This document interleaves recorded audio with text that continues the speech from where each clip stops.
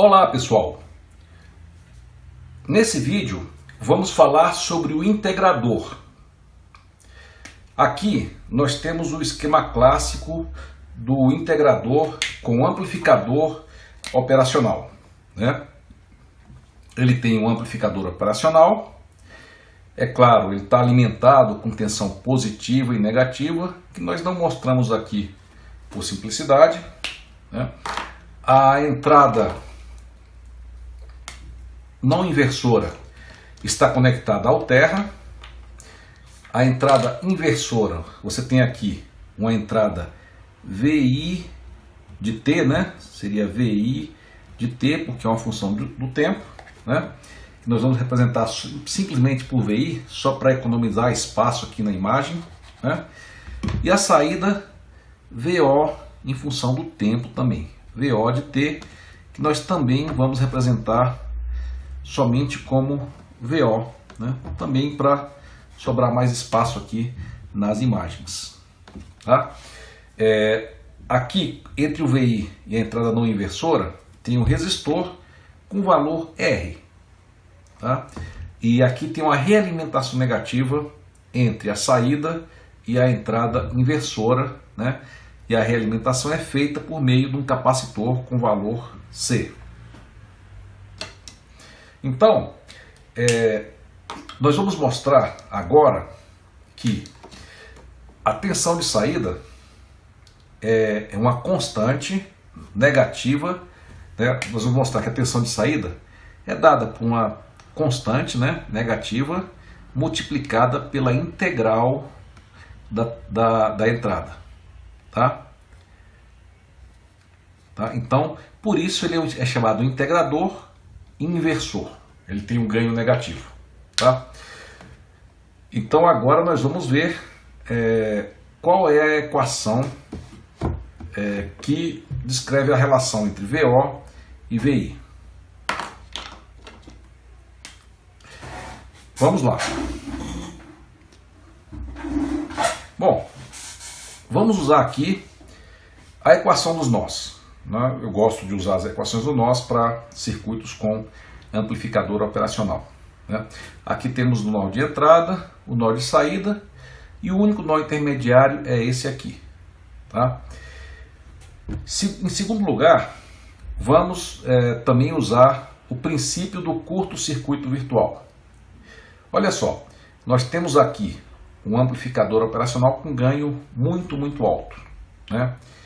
Podemos até considerar como se fosse infinito, ou por aproximação, tá? Além disso, temos uma realimentação negativa. E nós já sabemos que quando essas duas coisas acontecem, ou seja, um circuito com ganho alto e uma realimentação negativa, né? Uma realimentação ligando a saída à entrada inversora por meio de algum circuito, né? Quando isso acontece, vale o princípio do curto virtual, que diz o seguinte: o circuito vai forçar essas duas entradas a terem muito aproximadamente o mesmo potencial. Então, com esses dois, quando ocorrem essas duas coisas, né, a tendência é que a tensão nessa entrada se iguale à tensão nessa entrada. Bom, a tensão nessa entrada nós já conhecemos, como ela está conectada no terra, né, que é o potencial que a gente geralmente considera a referência de 0 volt. Então aqui tem 0 volt, e aqui nesse nó o potencial vai ser quanto? 0 volt também. E com isso eu posso facilmente calcular as correntes que saem, que entram desse nó. Vamos então fazer isso, tá? Pela lei de Kirchhoff, né, uma das leis de Kirchhoff, as correntes, a soma algébrica das correntes que entram nesse nó é igual a zero. Ou também a soma algébrica das correntes que saem do nó é igual a zero. Em geral, tenho mais costume de usar as correntes que saem, tá? Só por costume pessoal meu, tá? Então, vamos calcular essas correntes, tá? Vamos calcular a soma algébrica dessas correntes. Primeiro essa corrente para cá, né? Qual é o valor dessa corrente? Vocês concordam comigo que é 0 menos VI dividido por R? É isso aí, né? Então vamos lá. 0 menos VI dividido por R. Tá? Bom, e essa corrente aqui? Bom, essa corrente aqui, pessoal, vai depender das nossas hipóteses. Vocês todos lembram que existe uma entidade teórica, né, que é muito usada, que é o amplificador operacional ideal. E no amplificador operacional ideal, essa impedância de entrada é zero, as correntes de polarização são zero nas duas portas, né? Então, nesse caso ideal, essa corrente seria zero. Então, eu somaria zero aqui. Aliás, eu nem vou escrever, né? Também para economizar espaço aqui na imagem, né? Eu não vou escrever, mas seria zero. Tá? Em alguns casos, no AmpIOP, realmente é importante você considerar essa corrente, que na verdade não é zero. Ela pode ser até muito pequena, mas não nula. Tá? E nesse caso específico do integrador, é um dos casos onde essa corrente pode atrapalhar o circuito. Mas por enquanto eu queria não considerar essa corrente, tá? E deixar essa discussão do efeito dessa corrente para mais tarde. Pode ser? Ótimo. Então vamos desprezar essa corrente aqui. Tá? E agora vamos somar esta corrente aqui. Tá? Como é que seria essa corrente no capacitor? Né? Eu sempre esqueço a fórmula da corrente no capacitor. Tá? Porque ela é meio complicada, né?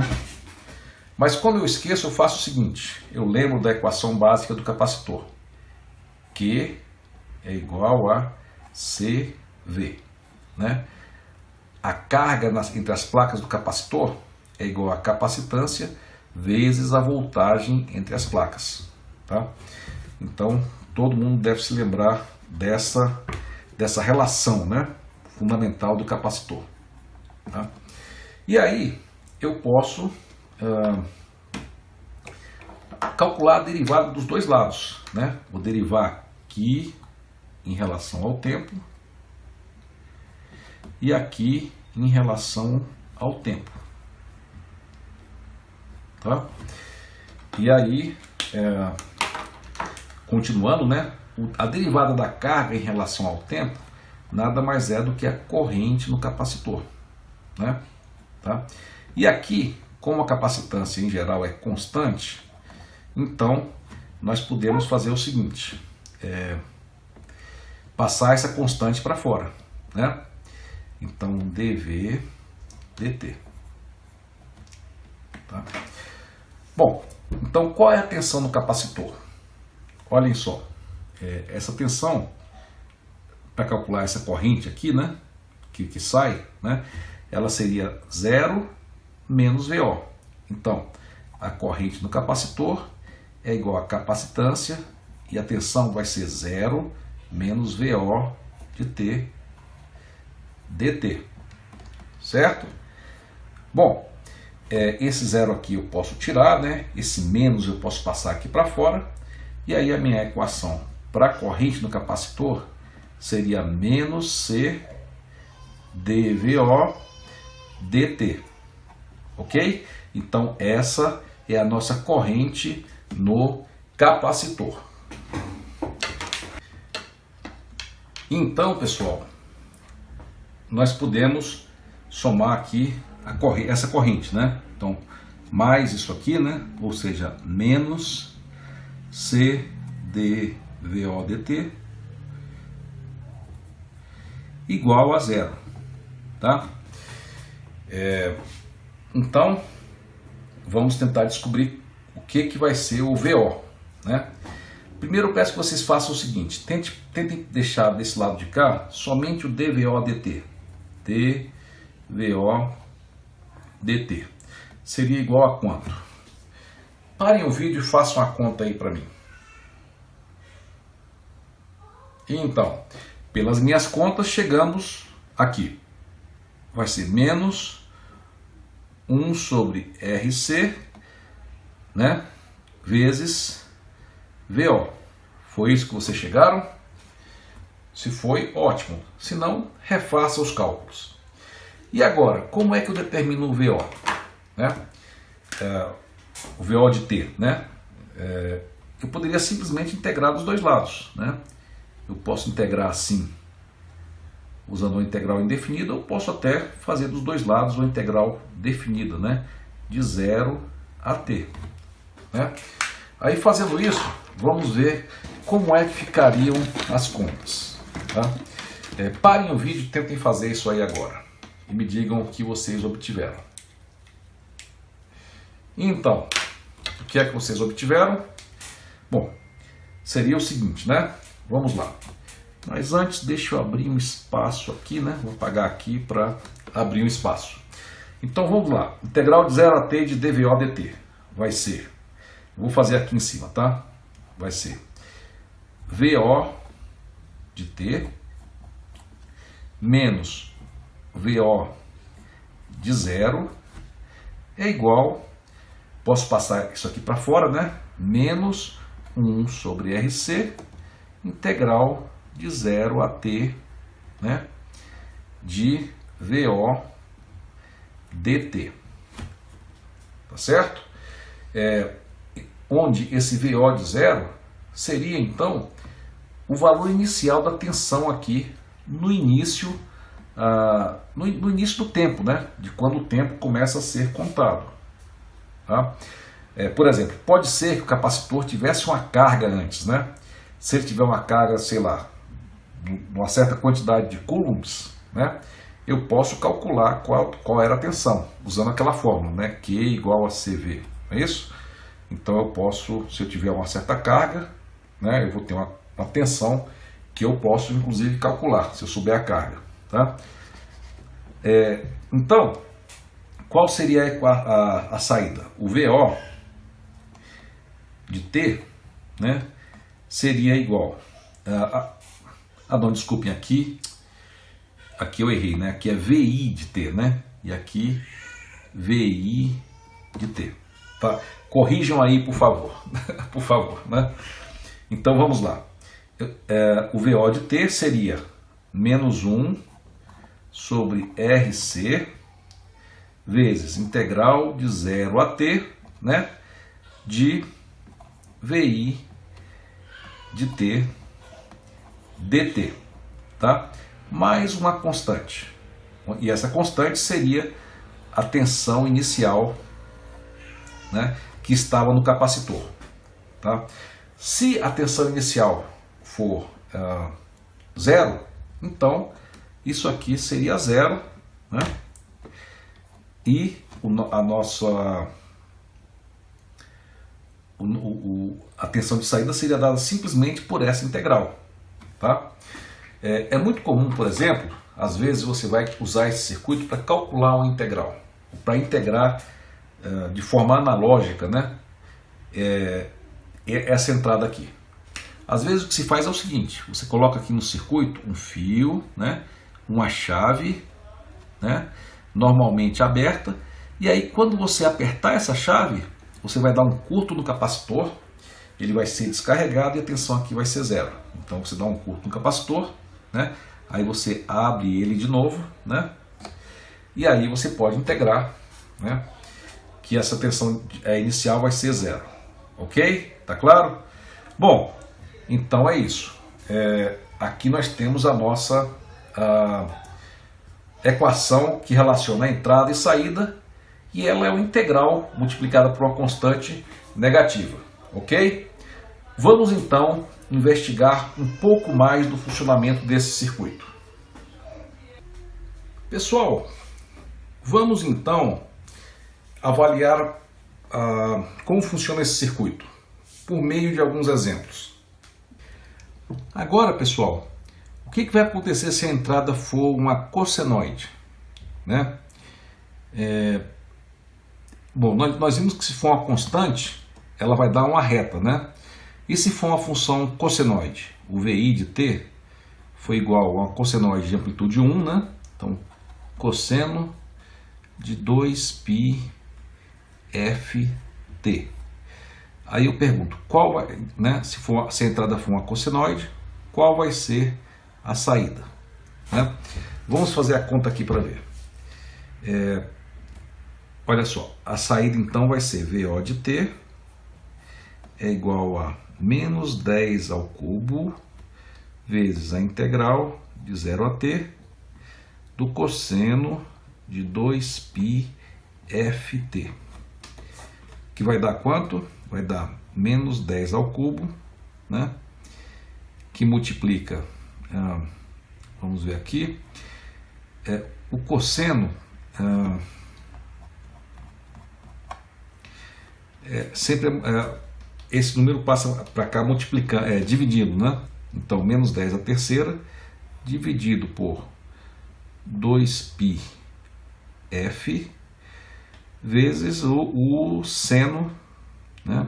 A integral do cosseno é o seno de 2π ft de 0 a t.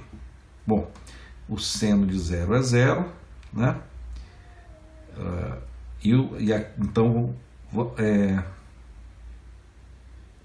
Então como é que vai ficar? Tá? Aqui na verdade, como eu estou usando o t aqui nesse limite, aqui possivelmente é melhor usar um asterisco, né? Ou uma linha, seria uma variável muda, né? Então, fazendo essa conta, o VO de t seria igual a menos 10 a terceira sobre 2πf vezes o seno de 2π ft. Então, pessoal, dá para ver que a integral do cosseno é o seno, né? Tem esse sinal menos aqui, mas ele é desse sinal aqui que aparece na fórmula pelo fato do circuito ser um inversor, tá? Então, de fato, se você tiver um seno, né, o que vai aparecer aqui vai ser se você tiver um cosseno, né, a integral vai ser um seno, né, mais negativo, né? O seno, em vez de estar para cima, vai estar aqui para baixo, né? Tá? Bom, só que a amplitude desse seno vai depender da frequência. Por exemplo, se a frequência for muito baixinha, muito baixinha, por exemplo, se a frequência for 1 Hz, né? Aí você vai ter um ganho de 10.000, né? Dividido por 2π vezes 1. Vai dar um número bem grande, né? 200 volts vezes seno de 2π ft. Então, em boa parte, ele vai dar mais do que a tensão de alimentação. Então, na verdade, esse integrador ele vai saturar quando chegar na tensão máxima que o up-op pode chegar. E quando chegar na tensão mínima, ele vai saturar no valor negativo, tá?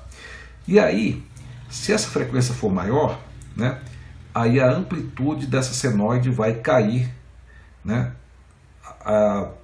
dependendo da frequência da senoide, tá? Então, quanto maior for a frequência da cossenoide de entrada aqui, menor vai ser a amplitude, né? Então, no integrador, se você começar com uma senoide com frequência baixa, a saída vai ter uma amplitude alta, tá? E quanto mais baixa for a frequência, se você for baixando, essa amplitude vai ficar tão alta que vai passar da saturação no up-op. E se a frequência for subindo, né, aí o que vai acontecer?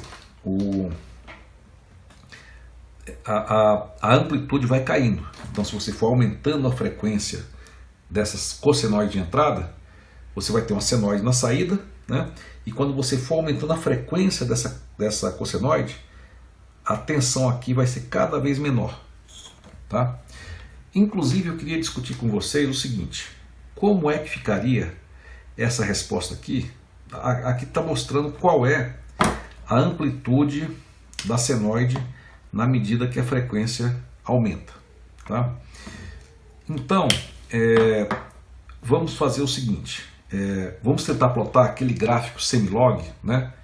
Aquele gráfico que você plota o ganho, a amplitude em dB no eixo Y, e no eixo X você plota a frequência numa escala semilogarítmica, tá? Então vamos pegar essa mesma equação aqui e vamos ver o que acontece com ela. Então, pessoal, nós temos aqui essa situação, né? esses valores, resistor igual a 1K, capacitor igual a 1 micro, né? O produto dá 10 a menos 3, né? E fazendo as contas então, que a gente tinha feito antes, nós chegamos a esse resultado aqui, tá? A resposta a uma entrada cossenoide é uma senoide, só que a amplitude dessa senoide é negativa, e depende da frequência. Quanto menor for a frequência, maior vai ser a amplitude da saída, tá? Tanto que se a frequência baixar muito, o amplificador vai saturar, tá? Mas se ele não saturasse, teoricamente, quando a frequência tende a zero, a amplitude do seno tenderia a infinito, tá? Só não tende por causa da saturação, tá? Bom, e quando a frequência vai subindo, né, a amplitude vai caindo, tá? E aqui, pessoal, vamos plotar a amplitude, essa amplitude aqui, em decibéis, tá? Eu quero fazer um gráfico de como a amplitude da senoide varia em decibéis. Ela começa, nas frequências baixas a amplitude é alta, né? E quando você vai aumentando a frequência, ela vai ficando, a senoide vai ficando cada vez mais baixa. E aí eu quero fazer um gráfico, tá? De como funciona essa amplitude em função do tempo, tá? E aí a minha proposta é o seguinte: vamos fazer o gráfico aqui. Eu vou desenhar aqui de uma forma meio tosca, né? Só para vocês verem como é que poderia ser feito o desenho. O mais fácil seria você comprar um papel semilog ou você baixar da internet e fazer um print screen, por exemplo, né? Mas vamos ver como é que a gente poderia fazer aqui de um jeito artesanal, né? Eu vou inclusive fazer assim, sem régua, tá? Porque eu não queria sujar minha régua de tinta, né? Só por isso, tá? Mas aqui então eu teria o eixo Y, né? Tá aqui, né? Espaços uniformes, né? Aqui o eixo X, tá?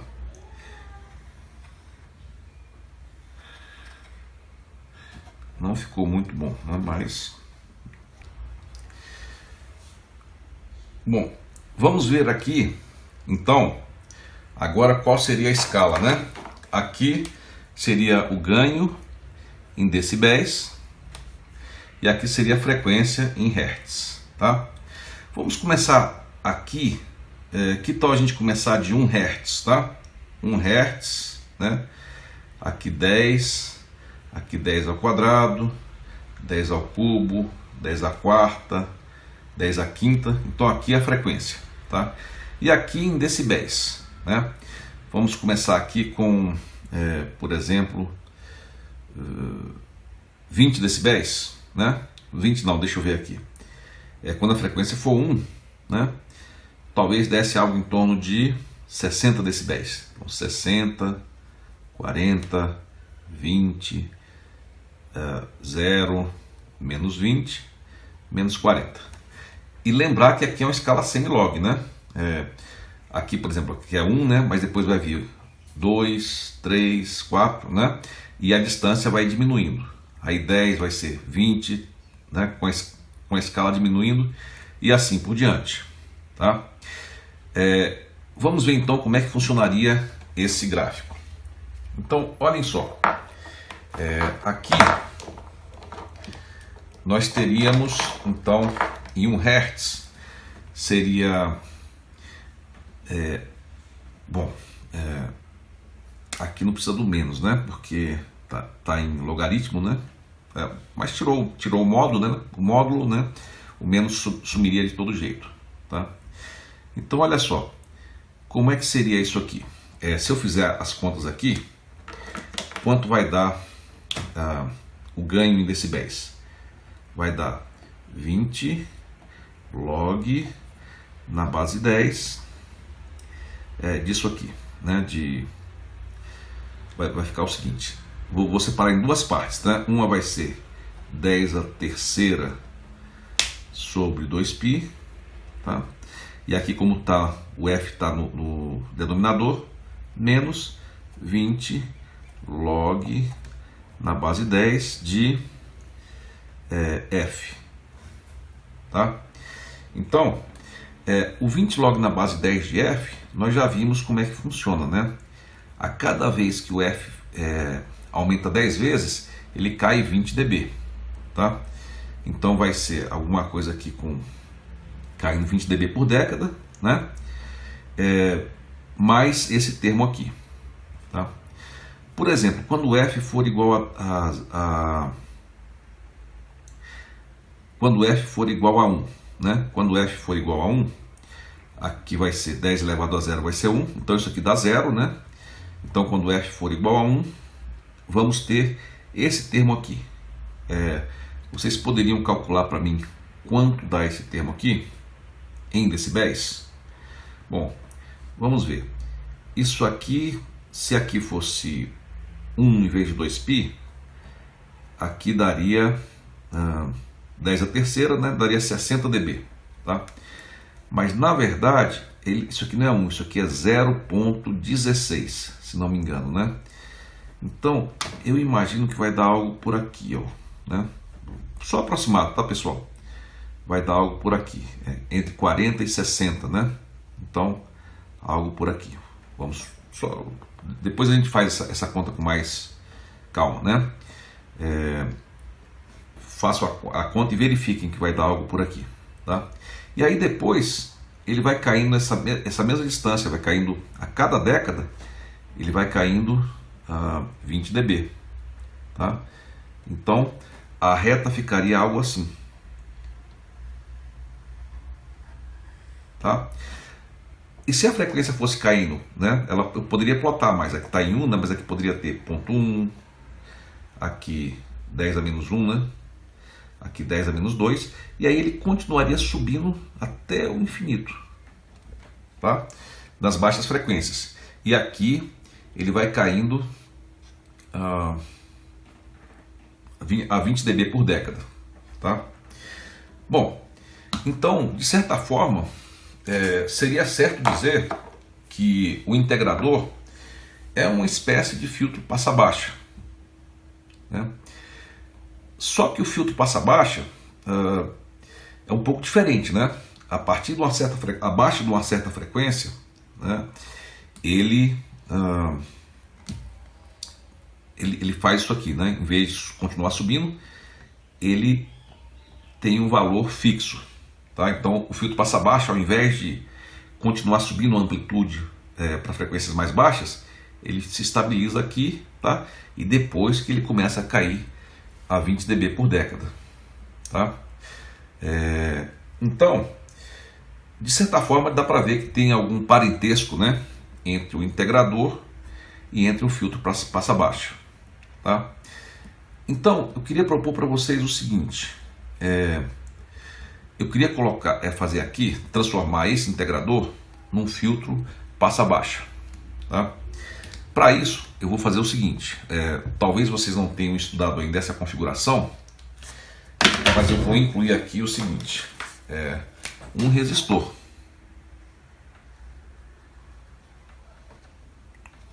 Um resistor que eu vou chamar de RF, né? R de realimentação, que ele está em paralelo com o capacitor. Ok?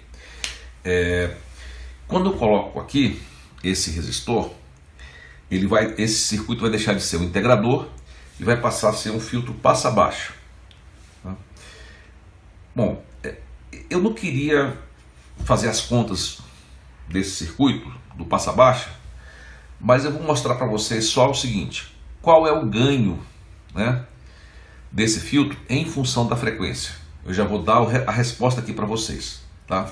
O ganho desse filtro, né, vou chamar de AF em dB, vai ser dado pela seguinte fórmula, ó, menos RF sobre R vezes o ganho, né, a amplitude vezes a amplitude da senoide, que no caso a gente vai supor que seja 1, tá? Dividido por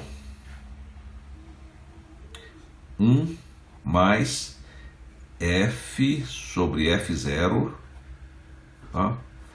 Ao quadrado, tá? E onde f0 é a frequência de corte. E a frequência de corte vai ser dada pelo seguinte, pessoal. O f0, né, vai ser igual a 1 sobre 2π vezes essa resistência RF vezes C, tá? Então essa vai ser essa resistência, tá? Então vamos ver, vamos escolher um valor para esse RF. Que tal a gente escolher um valor para esse RF? Tá? Vamos escolher um RF de 100K, tá? De 100 kΩ. Então, então RF igual a 100 kΩ. Então esse ganho aqui vai ser 100 kΩ por R, que é 1 kΩ. Então, RF igual a 100 kΩ. Tá? Então, pessoal, qual seria o ganho aqui nesse circuito? Esse RF sobre R seria 100K sobre 100. Tá? E qual seria a frequência de corte? Então, a frequência de corte é 1 sobre 2π vezes o produto desses dois componentes aqui. Bom, o RF é 100K, que é 10 à quinta, né? E o capacitor é 10 a menos 6. Então vai dar 10 a menos 1, né? Então aqui vai dar 10 a menos 1, né? Ele pode passar para cima como 10, e 10 sobre 2π dá em torno de 1,6, tá? Então, pessoal, o que vai acontecer? A frequência de corte vai estar aqui mais ou menos no 1,6. É meio difícil achar na escala logarítmica onde é que dá o 1,6, mas eu acho que dá por aqui, tá? Acreditem, deve dar por aqui. E aí, pessoal, o que vai acontecer, né? A partir dessa frequência você tem um decaimento de 20 dB por década, mas aqui ela na verdade estabiliza.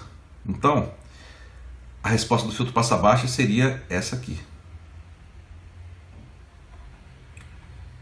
ok?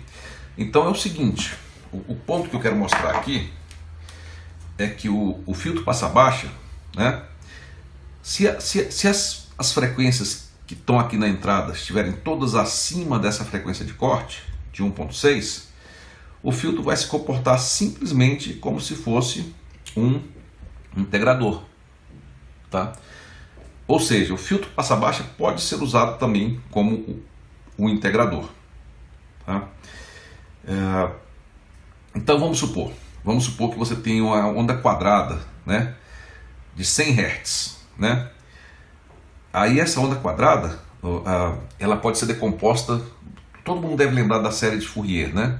A onda quadrada pode ser decomposta, uma onda quadrada na série de Fourier pode ser decomposta por várias ondas senoidais, né? Uma em 100 Hz, né?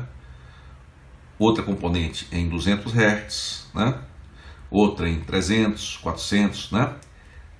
Até que as harmônicas já não vão ser muito pequenas, né? Então vai ser uma harmônica de 100, outra menor de 200, outra menor de 300, tá? Até que as harmônicas deixem de ter sentido. Então, todas as harmônicas aqui estão passando pela parte do filtro passa baixa, que é um integrador. Então essa onda seria integrada, tá? Aliás, para qualquer onda cuja harmônica fundamental esteja acima dessa região aqui, ele vai funcionar como integrador, tá? Entretanto, se você botar, por exemplo, uma onda senoidal de 1 Hz, né? Aí você vai ter uma fundamental aqui em 1 Hz, outra em 2, outra em 3, né? Então, de novo, uma em 1 Hz, uma menor, com amplitude menor em 2, outra com amplitude menor ainda em 3, e assim por diante, tá? Até que as harmônicas deixem de ter, né, importância, né? Só sejam tão pequenas que não sejam importantes, tá? Aí nesse caso, pessoal, uma parte das harmônicas não está sofrendo atenuação e essa parte aqui está sofrendo como se fosse a atenuação do integrador. Então, nesse caso, ele não vai funcionar como integrador, e sim como um filtro passa-baixa. Tá? Então, vamos supor que você queira projetar um integrador, né, que fique funcionando. Tá? Aí o que você pode fazer? Primeiro você define quais são as frequências das ondas possíveis que eu vou usar aqui. Né? Será que as frequências estão sempre acima de, digamos, acima de 10 Hz, né? Ou será que estão sempre acima de 1.6 Hz? Né? Ou talvez um pouco acima de 1.6? Talvez acima de 10 Hz. Né? Se todas as ondas de entrada estiverem nessa região, tá? Então você pode colocar aqui esse resistor. E aí, ao invés de um integrador, você vai ter um filtro passa-baixa. Tá? E com esse resistor aqui, você pode definir esse resistor de tal forma que, a partir da frequência que você quer, né, ele seja um integrador e abaixo ele seja um passa-baixa. Tá? Qual é a vantagem disso? Bom, antes vocês lembram que aqui, esse circuito aqui, ele ia integrando, né, essa corrente de polarização, tá? E como não tinha por onde passar, bom, o capacitor ia se carregando, né? E no fundo, assim, você ia ter a integral, mais uma rampa que é subindo continuamente até chegar à saturação. Aqui não, agora você vai ter um caminho para a corrente de polarização passar e não vamos ter mais esse problema. Tá? Então essa solução aqui é bem interessante, tá? E tem a vantagem de não causar a subida lenta, né, da tensão de entrada em função da corrente de polarização. Tá? Por outro lado, tem uma desvantagem, né? Ele não vai funcionar bem abaixo, ele não vai ser um bom integrador quando a fundamental da onda estiver abaixo, né? Estiver aqui nessa região aqui, muito abaixo da frequência de corte. Tudo bem? Então é isso aí. Temos agora um integrador perfeitamente funcional. Tá? Isso é uma boa notícia para nós, né? Ok? Pessoal, agora vamos aprofundar um pouquinho mais na discussão desse circuito integrador, né? Que é um integrador inversor. Tá? Nós vimos agora há pouco que a tensão de saída é dada por menos essa constante aqui, né? E essa constante eu defino ajustando os valores do R e do C, tá? Vezes a integral da tensão de entrada mais o valor inicial, que é o valor que depende da carga do capacitor no instante t igual a zero. Tá? E aí eu pergunto para vocês, como é que eu faria para definir esse E0 aqui? Tá? Qual é o valor dessa carga? Bom, se esse valor é para ser zero, então para garantir que no instante t igual a zero, esse valor seja de fato zero, o que é que eu posso fazer? Eu poderia, por exemplo, colocar aqui uma chave, né? Uma chave, por exemplo, normalmente aberta, né? Em paralelo com o capacitor. E aí no instante antes do t igual a zero, eu fecho essa chave, o capacitor descarrega, e exatamente em t igual a zero, eu abro a chave. E aí o capacitor começa a se carregar. Ok? Então essa é uma forma. E se eu quisesse, por exemplo, que a tensão E0 fosse algum valor, por exemplo, 2 volts, como é que eu poderia fazer? Tá? Algo bem parecido, né? Aqui eu boto a chave, né? A chave normalmente aberta, e aqui eu boto uma tensão DC, né? Pode ser uma fonte, uma bateria, alguma coisa assim, por exemplo, com 2 volts, né? Aí, quando aqui vai ser no caso menos 2 volts, né? Porque aqui está mais e menos, né? Então aqui, quando eu fechar aqui vai ser, esse capacitor vai se carregar com menos 2 volts, né?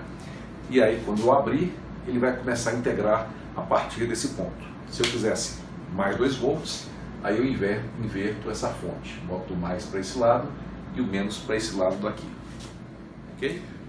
Agora, vamos explorar os efeitos de algumas imperfeições do amplificador operacional nesse circuito. A primeira imperfeição é a tensão de offset. Vocês devem se lembrar que, na verdade, quando as duas tensões aqui, menos e mais, forem zero, a saída teria que ser zero também. Mas vocês lembram se isso de fato ocorre? Não, né, pessoal? Não ocorre. Na verdade, mesmo que você coloque essa entrada aqui em zero e essa aqui em zero, vai haver uma pequena tensão aqui, que é a tensão de offset. Tá? Isso é devido à imperfeição no up-op, e a gente já discutiu isso em vídeos anteriores. Né? Tem várias razões, né? Uma pode ser o descasamento entre os transistores, né? Aqui na entrada, outras talvez imperfeições no circuito, que faz com que a tensão de saída seja zero quando a entrada for zero. Tá? Tem várias possibilidades. Mas em geral, você costuma modelar essa tensão de offset como se fosse equivalente a uma tensão de entrada DC constante, né? De alguns milivolts, por exemplo, né? Milivolts, microvolts. Então, se comportaria como se fosse isso aqui, né? Então, vamos supor, teria uma V offset, que, por exemplo, poderia ser 1 milivolt aqui na entrada, por exemplo. Tá? Eu vou deixar um número genérico, tá? Em geral, essa tensão de offset é uma constante, que eu vou chamar simplesmente de VOS. Então, a minha pergunta é: qual seria o efeito dessa tensão de offset aqui na entrada? Vamos ver então. Olha só, na verdade, eu poderia inclusive usar o teorema da superposição, porque nesse circuito aqui, eu tenho essa tensão aqui, que é a tensão que vai ser integrada, e tenho essa tensão aqui, que é a tensão equivalente de offset, né? Pelo teorema da superposição, o que é que eu poderia fazer? Eu posso calcular separadamente o efeito dessa tensão e dessa aqui, não é mesmo? O efeito dessa tensão aqui, eu já calculei, né? Seria o efeito quando essa aqui é substituída por um curto, né? E eu tenho essa tensão. E eu já tenho esse efeito calculado aqui. Vocês concordam? Sim, né? Então, olha só. Eu vou fazer o seguinte. Eu vou, então, tornar essa tensão aqui igual a zero, né? Então, essa tensão aqui, ela seria uma tensão aqui, né? Mais, menos, e aqui ligado ao terra. Então, eu vou aterrar essa tensão. Então, é como se eu tivesse esse circuito aqui. Tá? É uma configuração um pouco diferente. Então, eu queria propor para vocês um desafio, para ver o quanto que vocês amadureceram nos cálculos de circuitos com amplificadores operacionais. Tá? Suponham que esse aqui é um amp-op ideal, tá? E que o efeito não ideal da tensão de offset está todo representado por essa fonte. Aí eu pergunto, qual seria o valor de VO? Vocês podem fazer isso aí? Façam isso, parem o vídeo e façam isso agora, depois a gente volta para discutir isso aí. Então, conseguiram? Olha só, vamos então fazer as contas aqui. Bom, nós temos aqui um ganho muito alto e temos aqui uma realimentação negativa. Isso significa o quê? Que vale o princípio do curto-circuito virtual, né? Ou seja, como o ganho é grande tem a realimentação negativa, essa tensão aqui, que é a tensão VOS, ela vai aparecer aqui também. A realimentação negativa força que isso aconteça. Então, a tensão aqui vai ser VOS. Ok? Bom, e aí nós vamos fazer o balanço das correntes, né? Aqui nós temos a tensão de saída, aqui temos o VOS e aqui nós temos um nó. Então, uma das formas de calcular seria fazer o balanço das correntes, né? A soma dessa corrente, a soma algébrica, né? Dessa corrente mais essa é igual a zero, né? Essa corrente aqui é igual a quanto? Vocês me ajudam aí a fazer essa conta? Ó, eu vou fazer aqui nesse canto. Pode ser? Olha só, essa corrente aqui vai ser VOS menos 0 sobre R. Né? VOS menos 0 sobre R. Né? Mais. Essa corrente aqui é quanto, pessoal? Nesse caso, se isso aqui for um ampliop ideal, essa corrente aqui vai ser 0. Tudo bem? Daqui a pouco nós vamos considerar o caso não ideal, em que essa corrente aqui é igual à corrente de polarização do ampliop. Tá? Mas por enquanto vamos considerar o caso ideal em que aqui é 0. Então não vou contar essa corrente aqui. E aqui, se tiver essa corrente aqui, qual vai ser a tensão aqui no capacitor? Qual vai ser a corrente aqui no capacitor? Vocês se lembram? Qual vai ser essa corrente aqui? Podem me dizer? Bom, eu não lembro bem, né? Mas sempre que eu não lembro eu refaço a conta, né? Eu sei que a carga no capacitor é igual a C vezes a tensão no capacitor. Tá? Então, a carga é igual a C e a tensão do capacitor é o que, hein, pessoal? Vai ser VOS, né? VOS menos VO de T. Né? VO de T. Tudo bem? E agora, pessoal, eu posso diferenciar dos dois lados. Eu vou aplicar aqui a derivada, né? dQ em relação a dt é igual a d, né? Vezes isso aqui tudo, tá?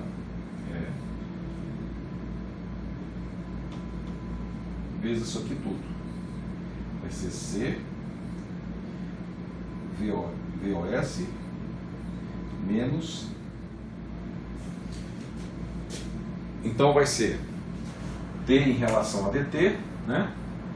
E derivada em relação ao tempo de C vezes VOS menos VO de T. Aí, pessoal, não, desculpem, o C é aqui fora, né? O C é aqui.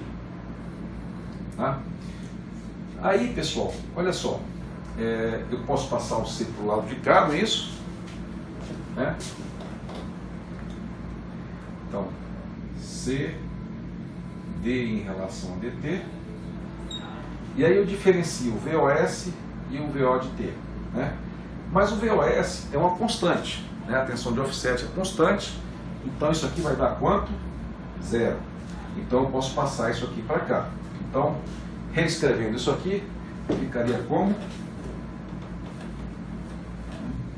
dq dt seria igual a menos, né? Não é, desculpa, C. Seria C d VOS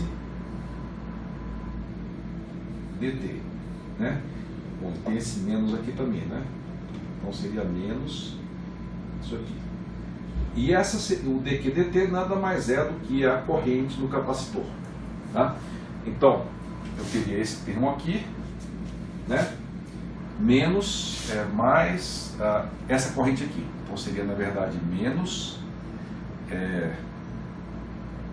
VO menos V0, deixa eu ver aqui, menos C D, aqui não é VOS, né, que seria VO de T, né, dt, então seria D VO de T dt, né, igual a 0, tá? Aí fazendo essa conta, isolando aqui o VO, seria o que? D VO de T dt, né? Passando para o outro lado seria VOS, não, seria VOS sobre R, não é isso? E o capacitor iria para cá, né? Então seria 1 sobre R, 1 sobre RC, vezes VOS. Então, pessoal, nós temos essa equação aqui, né? VO de T menos VO de zero é igual a 1 sobre RC vezes VOS vezes T. Continuando aqui com esse cálculo, deixa eu apagar aqui, né, para limpar um espaço, né? O VO de T seria igual, passando o VO de zero para cá, né? Seria o VO de zero mais 1 sobre RC V offset vezes T, né? Seria uma constante mais uma constante vezes T, né? Seria aqui uma constante T igual a zero, né? E um valor que cresce linearmente, né? E a inclinação dessa reta é igual a essa constante aqui. Depende de 1 sobre RC e o valor do VOS, tá? Mas qual é o valor, esse valor aqui, o VO de zero? Seria a tensão inicial, né? E qual seria essa tensão inicial? Será que é zero? O que vocês acham? Pense aí e me digam. Bom, vocês lembram que um dos jeitos que a gente fazia, né, para definir uma tensão inicial seria colocar aqui, né, uma chave normalmente aberta, né, e apertar aqui para fechar o circuito e descarregar o capacitor. Aí nesse caso aqui, quando você dava um curto nesse capacitor, a tensão de saída ia para zero e no instante T igual a zero, você abre e ele começa a integrar. Nesse caso vai ser um pouquinho diferente. Por quê? Porque quando você dá um curto aqui, né, na verdade a tensão que vem para cá não é zero, e sim VOS. Tá? Então, o VO de T, nesse caso, na verdade vai ser esse VOS, né, que vai ser o valor inicial, porque o curto faz com que ele apareça aqui, né? Então igual a VOS, né, que aparece na saída, mais 1 sobre RC vezes VOS, né? Isso aqui tudo é uma constante, vou colocar aqui entre colchetes para ressaltar isso, vezes T. Então, uma função que começa com o valor VOS, né, mais um comportamento linear, né, com a inclinação igual a 1 sobre RC vezes VOS, né, essa inclinação aqui. Ok, pessoal? Então, é possível observar que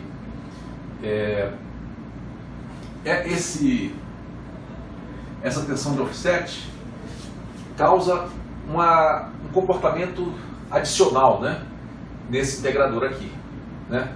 Por conta de ter aqui uma tensão de offset, agora vendo o efeito das duas coisas, né? O efeito dessa tensão aqui, né, que é integrada, né, que é dada por esse valor aqui, né, mais o efeito da tensão de offset. Então, se nós formos escrever a expressão mais completa, então vamos ter o seguinte: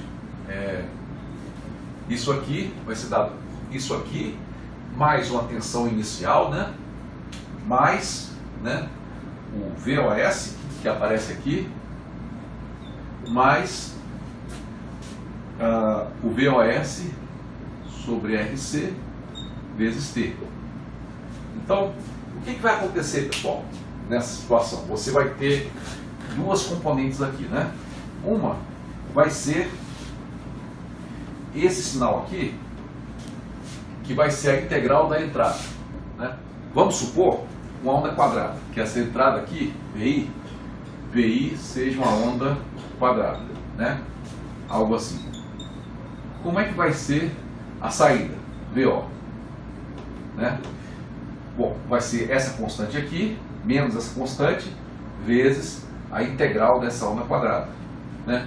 Então vai ser a integral da onda quadrada é uma onda triangular, né? Assim. Então, sobe, que integra isso aqui, né? Desce, sobe, né? Só que como tem o menos, vai ser o negativo disso aqui. Então, desce, vai ser uma onda triangular. Então, essa integral aqui vai dar uma onda triangular dessa forma. Tá? Só que, o que acontece? Além disso, você soma mais uma constante, VOS, né, que é uma constante relativamente pequena, né, mais uma coisa linear. Então, o que você vai ter é o seguinte, você vai ter essa onda triangular, mas você vai ter superposta a essa onda triangular uma rampa crescente, né? E a inclinação dessa rampa depende da tensão de offset e do valor do capacitor e do resistor. Tá? Então, se essa tensão de offset não for zero, com o tempo essa tensão vai subir, né? Se o VOS for positivo, bom, ele pode ser positivo ou negativo. Se for negativo, você vai ter essa triangular, mais ela descendo. Tá? De qualquer forma, com o tempo, esse sinal vai acabar saturando, né? Porque essa tensão de offset vai sendo integrada, né? Se ela for positiva, o sinal vai subir até saturar. E se for negativo, vai descer até saturar. Ok? Então, esse circuito não funciona assim muito bem em longo prazo. Né? Quando você quiser fazer um integral de fato, né? Você tem que dar um reset, né? Zerar, e fazer o integral, mas não por um período muito longo, né? Porque depois de um período muito longo, a tensão tende a cair. Tá? E se você quiser algo realmente extremamente preciso, você precisa de algum esquema bem mais complicado do que esse circuito aqui. Ok? Bom, pessoal, vamos continuar então a discutir as imperfeições desse circuito integrador. Vamos ver agora o efeito das correntes de polarização. Né? Todos devem lembrar de vídeos anteriores que a entrada do amp-op sempre tem um circuito que é um amplificador diferencial. Né? Pode ser ou usando transistor de efeito de campo, né? Ou transistor bipolar, mas em geral tem um amplificador diferencial aqui, né? E aqui tem uma fonte de corrente constante. Tá? O que acontece é que esse dispositivo, os transistores da entrada, eles precisam de uma pequena corrente de polarização, tá? Que é pequena para circuitos bipolares, né? Transistor bipolar, e muito pequena para MOS, né? Ou para FET, tá? Em geral. Então existe essa corrente, né? Quanto menor ela for, melhor, né? Mais próximo o amp-op vai ser do ideal. Mas o fato é que ela não é zero. Então vamos chamar aqui essa corrente aqui da corrente de polarização IB1. E aqui vai ter outra corrente de polarização IB2. Tá? Essas correntes são aproximadamente iguais, mas tem uma diferença entre elas. Tá? E aí vamos chamar de IB offset, seria o IB2 menos o IB1, né? O módulo, né, do IB2 menos o módulo do IB1. Seria a corrente de offset. Como elas são aproximadamente iguais, essa corrente de offset é pequena, né? É bem menor do que a própria corrente sozinha. Tá? Então, vamos ver o efeito disso aí nesse circuito. Bom, pessoal, o que vai acontecer bom, vamos usar de novo o teorema da superposição, né? Esse circuito aqui tem uma entrada, né? E aqui tem o efeito dessa corrente, que seria como se fosse uma fonte de corrente constante, né? O teorema da superposição me diz que eu posso analisar o efeito dessas fontes separadamente. Então, eu vou fazer o seguinte, eu vou... essa fonte aqui, digamos que ela esteja aqui, né? No teorema da superposição, eu aterro essa fonte, né? E vejo só o efeito dessas duas aqui, e depois eu somo. Então, para simplificar a coisa, eu vou colocar aqui terra. E vamos ver o que acontece com esse circuito aqui.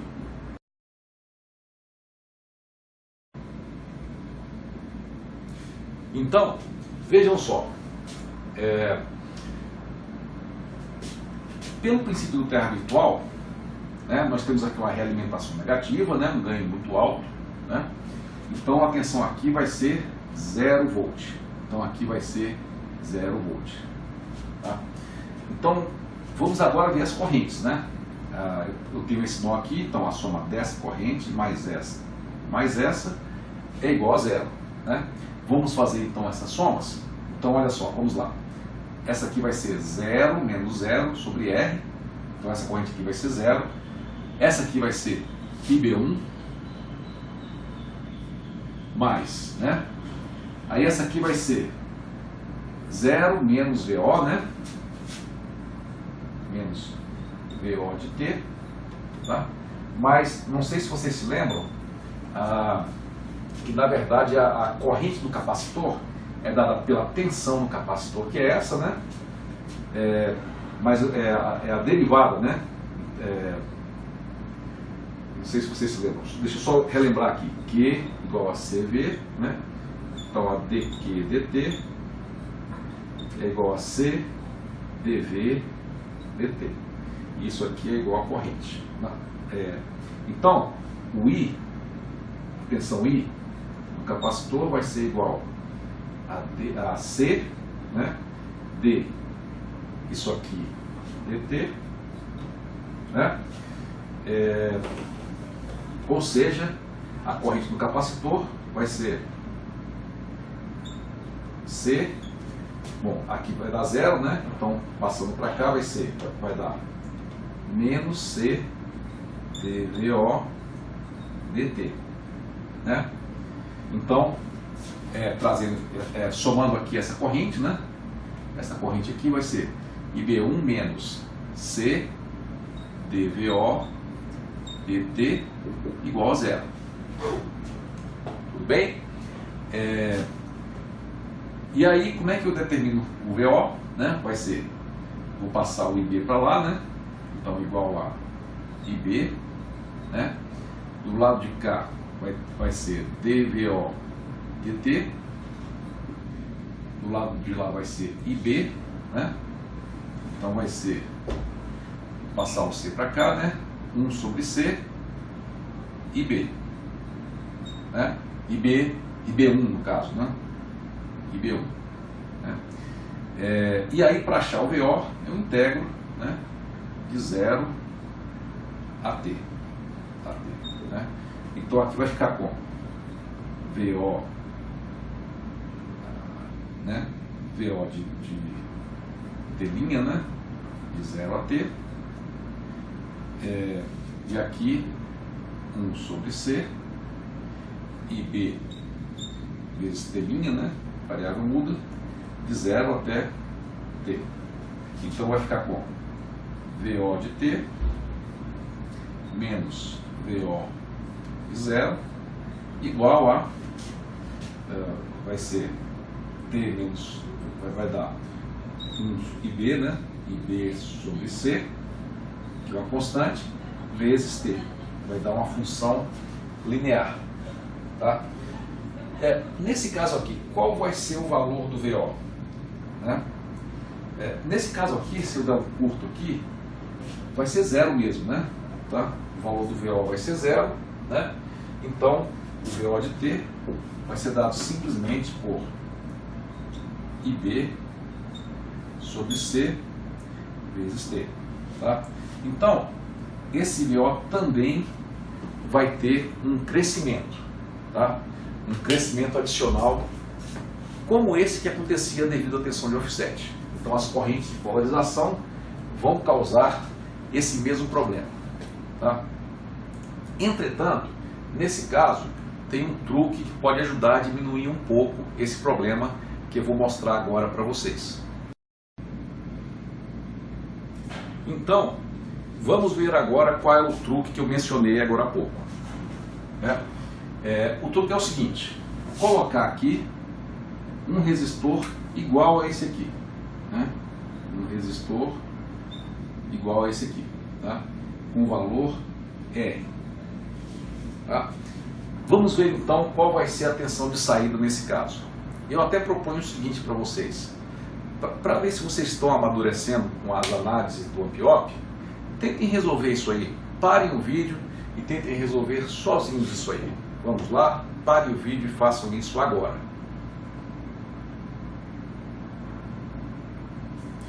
Então, pessoal, conseguiram? Vamos lá, né? Ó, aqui você tem um resistor e uma corrente passando nessa direção para cá. Então, qual vai ser a tensão aqui? Vocês podem me dizer? Bom, vai ser dada por essa corrente vezes, aqui tem uma fonte de corrente, né, forçando a corrente lá para dentro, né, seria o equivalente a isso. E aqui vai ser, então, vai ter uma tensão de R vezes IB2. Mas essa tensão é positiva ou negativa? O que vocês acham?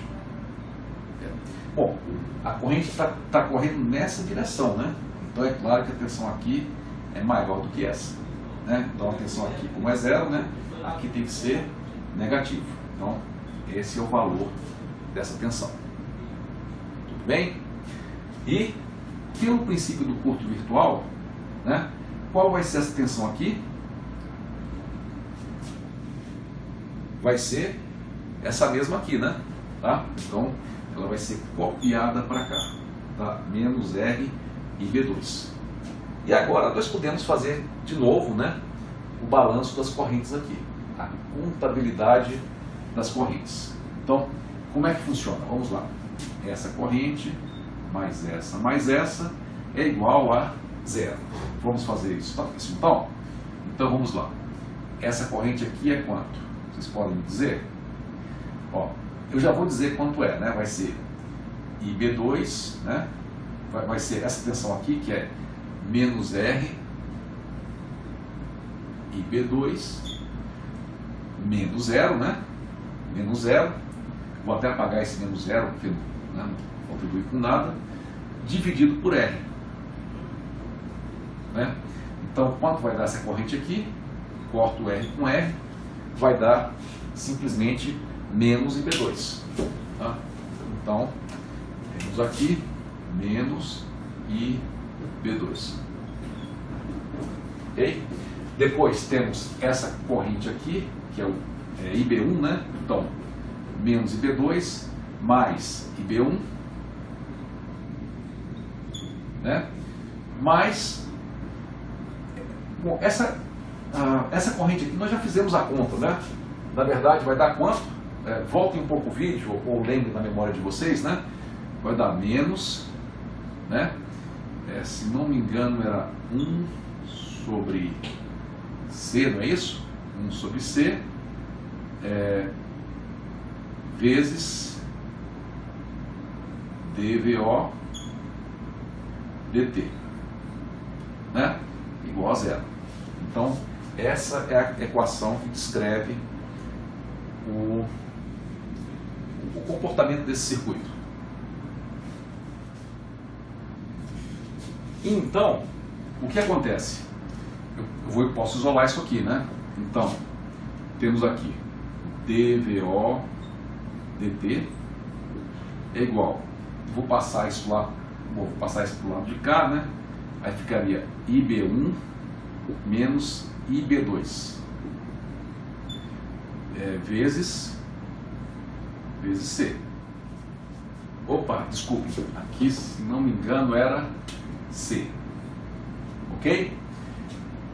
Então, vamos continuar? Vamos passar isso para o lado de cá, depois trocar os dois lados, né? Como é que vai ficar? Ajudem aqui, dVO sobre dt é igual, passa para o outro lado, né? Seria IB1 menos IB2, né? Vezes 1 sobre C.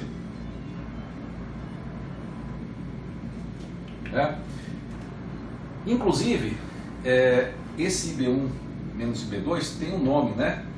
É o I offset, IOS, né? Então, dVO, né, o dt é igual a o IOS, né, que é a diferença entre as duas correntes de polarização, dividido pela capacitância. Ok? E aí, eu posso integrar dos dois lados, não é isso? Então, integrar de 0 a t, né, dt, e aqui, integral de 0 a t, dt. Então, como é que ficaria? Ficaria VO de t menos VO de 0 né, igual, isso aqui é uma constante, né, IOS sobre C, né, que é uma constante, vezes o T, né, de 0 até T. Então, quanto é que vai dar essa tensão aqui de saída? O VO, né, vai ser igual, o VO de T vai ser igual VO de 0, né, VO de 0, mais essa constante aqui, né, IOS sobre C, vezes T, porque vai ser T de 0 a T, vai dar T menos 0, né, que vai dar simplesmente T. E qual o valor do VO de 0? Bom, essa tensão aqui, você deve se lembrar, é quanto? Menos R vezes IB2, né? Menos R vezes IB2, essa tensão aqui. E se você der um curto, né, como a gente explicou da outra vez, nesse capacitor, a tensão que vai aparecer aqui no T igual a 0 vai ser essa tensão aqui, né? Menos R, né, vezes IB2. Então o VO de T vai ser igual a menos R IB2 mais IOS sobre C vezes T. Tá? Então, olhem só, com esse resistor aqui, você também tem uma rampa, né? Igual você tinha sem esse resistor, né? Aparece aqui esse termo aqui, DC, né? Que é R vezes essa corrente de base, que não é um termo muito grande, né, pessoal? Porque essa corrente de polarização geralmente é pequena, tá?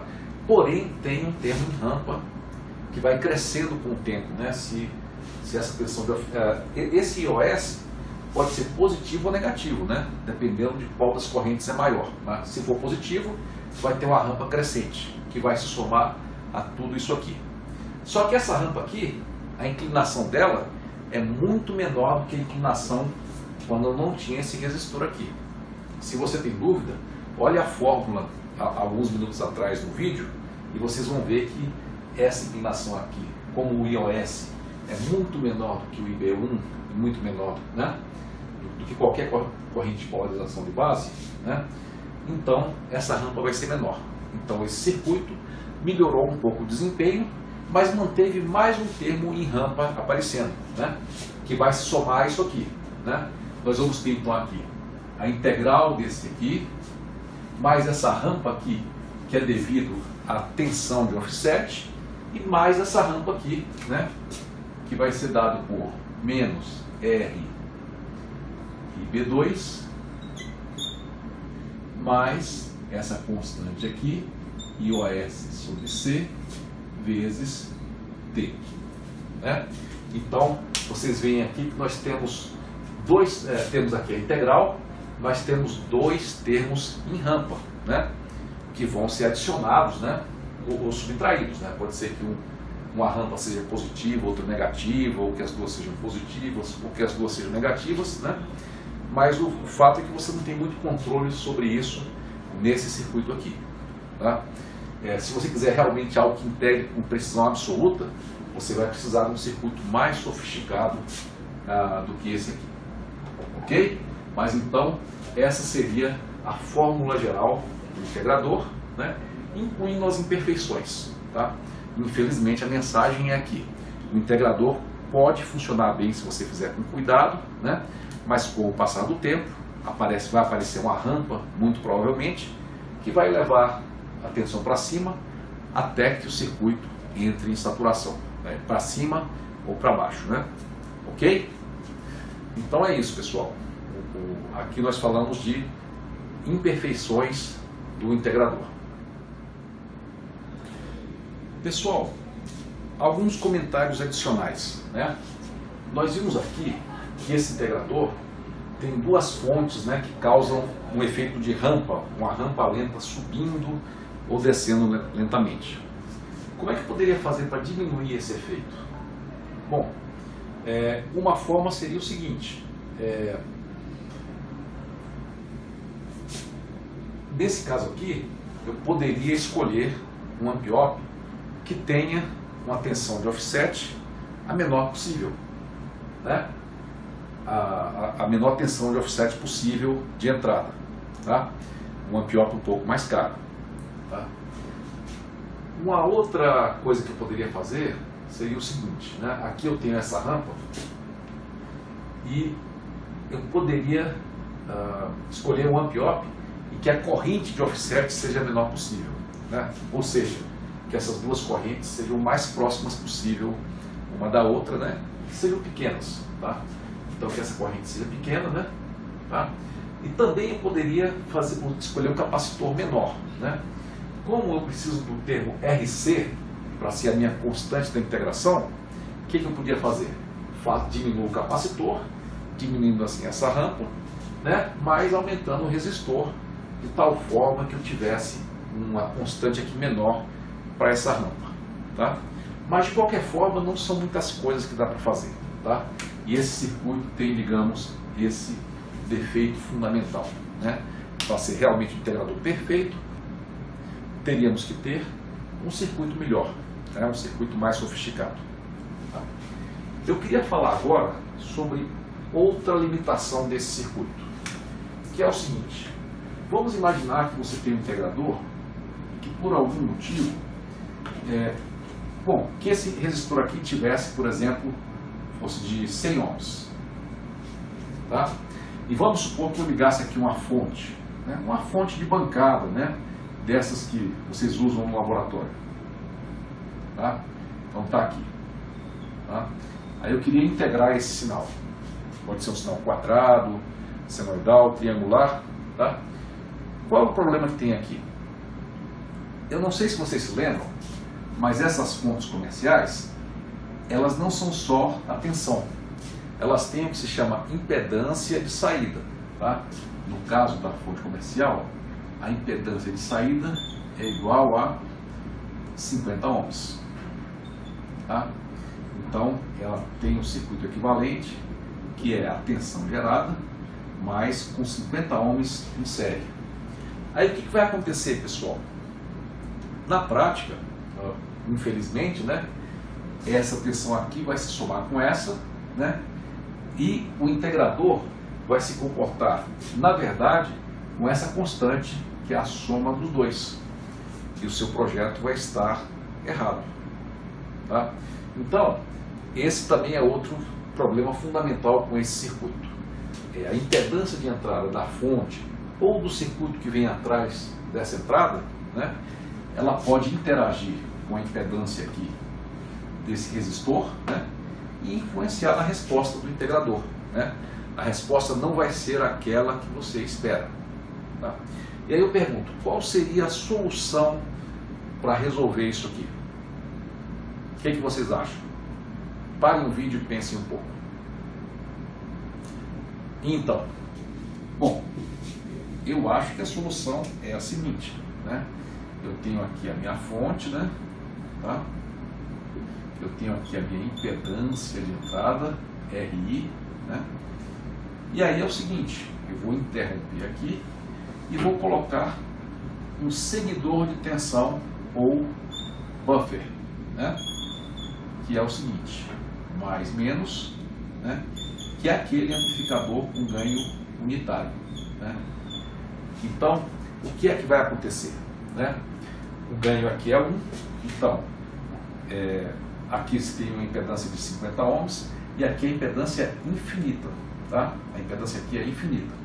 Então, se houver um divisor de tensão aqui, vai ser um divisor com impedância infinita.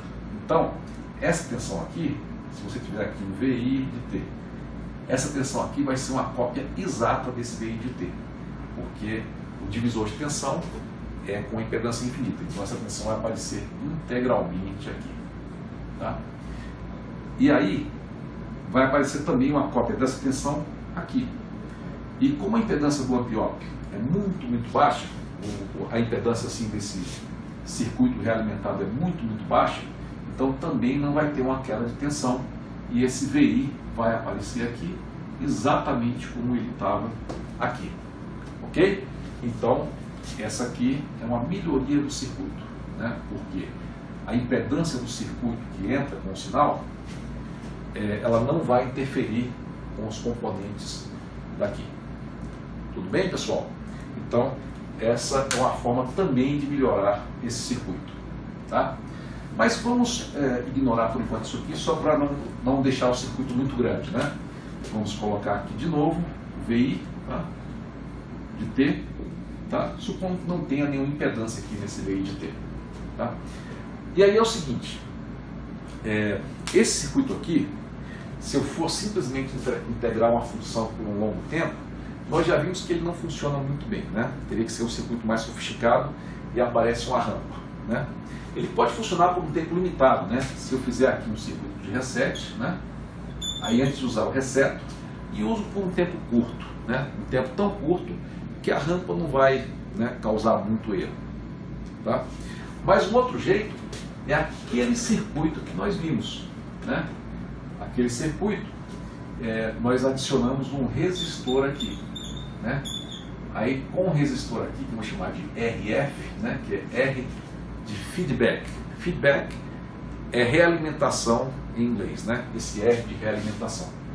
E aí, esse novo circuito aqui, ele vai funcionar como se fosse um filtro. Um filtro passa-baixa, tá? Um filtro passa-baixa, nós já vimos, né, que tem uma resposta assim, né? Assim, e aqui ele cai, né? Nós já vimos nesse vídeo, né, que quando você tem um sinal, né, um filtro, né, em que a saída tem essa caída de 20 dB por década, né, no gráfico semilog, então o circuito funciona como um integrador, tá? Então, se você tomar cuidado, pode acontecer o seguinte, né, suponha que você entra com um sinal numa onda quadrada, que a primeira harmônica está nessa frequência, a segunda nessa, a terceira nessa, né, e assim por diante. Todos os harmônicos estão nessa região de decaimento de 20 dB por década. Então, nesse caso, esse sinal aqui seria integrado perfeitamente pelo circuito. Ele funcionaria como um integrador. Por outro lado, se a frequência do sinal for caindo, né, aí uma parte dos harmônicos vai começar a pegar nessa região onde ele não se comporta com o decaimento de 20 dB por década. Ele se comporta como uma coisa plana aqui e depois o decaimento. Aí nesse caso o circuito vai se comportar como um filtro passa-baixa. E aí ele não vai servir como um integrador bom o suficiente. Ok? Bom, então agora vamos fazer exercícios sobre esse circuito. Ok, pessoal, agora temos um exercício. Então, é esse circuito aqui, que pode ser um filtro passa-baixa ou um integrador, né? O desafio é o seguinte, aqui estão os valores dos componentes, tá? E vamos supor uma entrada cossenoidal, né? É um cosseno com amplitude 1 e frequência genérica F. O que eu quero é que vocês plotem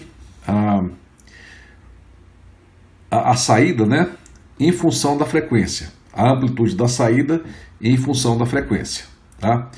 O que eu peço é que vocês parem o vídeo e façam todo o processo e plotem a resposta em frequência numa escala semi-logarítmica, ok? Vamos lá, parem o vídeo e façam. Então, conseguiram?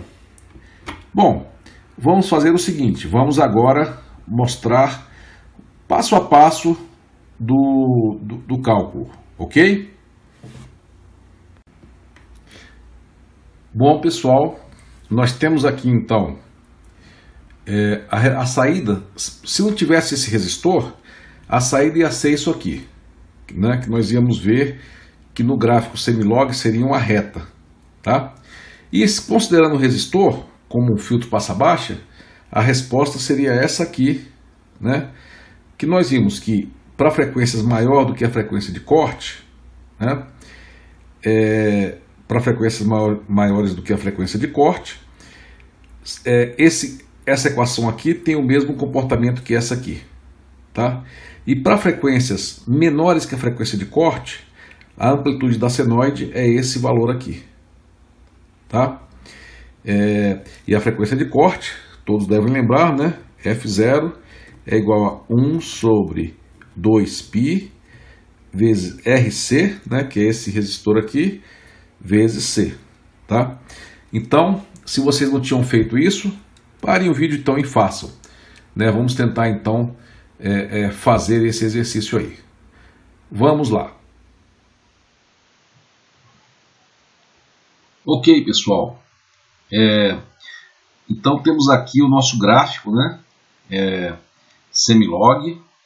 Aqui, como vocês se lembram, né? A escala logarítmica, né? Aqui na frequência, tá? Aqui o ganho em decibéis, tá? Então vamos ver como é que ficou o nosso exercício, tá? Bom, primeiro, aqui nós temos a equação, tá? O ganho aqui, aqui eu esqueci de copiar a senoide, né? Aqui é a amplitude, né? E aqui tem a senoide, né? Aqui seria o seno, né? De 2πft, que vou colocar aqui entre parênteses, tá? Bom, mas aqui é a amplitude, você pode tirar o módulo dessa amplitude, né? E o módulo é 100, né? 100 em dB dá quantos dB? 20 dB, né, pessoal? Então, olha só,